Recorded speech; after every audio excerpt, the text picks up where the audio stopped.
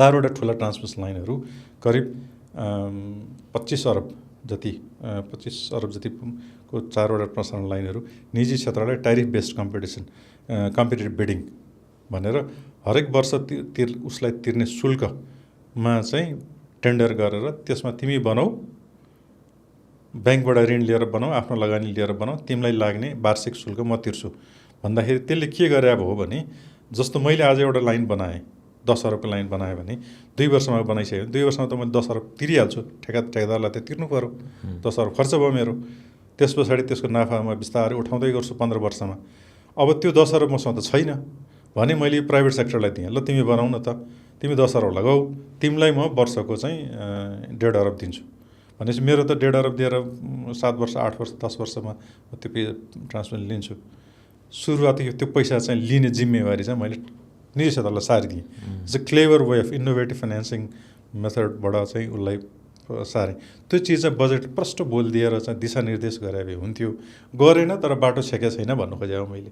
त्यसले ऊर्जा मन्त्रालयले आफ्नो बाटो गर्न सक्छ, हामीले सुरु गरिसकेका छौँ, यसलाई चाहिँ निष्कर्षमा पुर्याउनुपर्छ र थप प्रसारण लाइनहरू, पश्चिमका धेरै प्रसारण लाइनहरू अहिले बनाउन नसकेर अड्किया छन्, तिनीहरूलाई प्राधिकरणले टिभीसीबी मेथडबाट अगाडि बढाउने हो भने यो निजी ऊर्जा क्षेत्र उत्पादकहरूलाई र अनि उद्योगहरूलाई चाहिँ सहज हुन्थ्यो।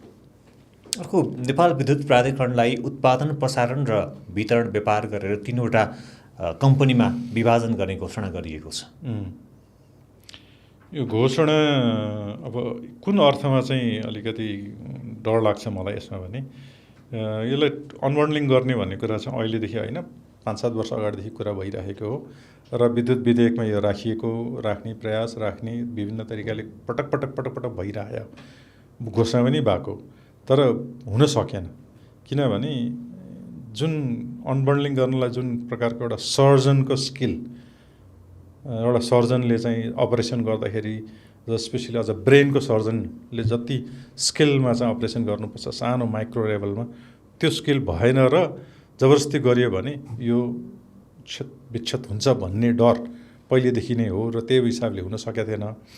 अनि सरकार पनि अब घोषणा मात्र गर्ने, काम गर्न सक्ने अवस्था थिएन। अहिलेको सरकारले चाहिँ गर्न सक्छ भन्ने 2/3को चाहिँ संसदमा क्षमता भएको हुनाले, प्लस अहिले चाहिँ अब कामै गर्ने भनेर 7 दिन 30 दिन 100 दिन गरेर चाहिँ एकदम टाइम सेड्युल बाउन्ड गरेर चाहिँ टार्गेट ओरिएन्टेड गर्दाखेरि यसले त ठोकिहाल्छ कि भन्ने डर अब चाहिँ लाग्यो।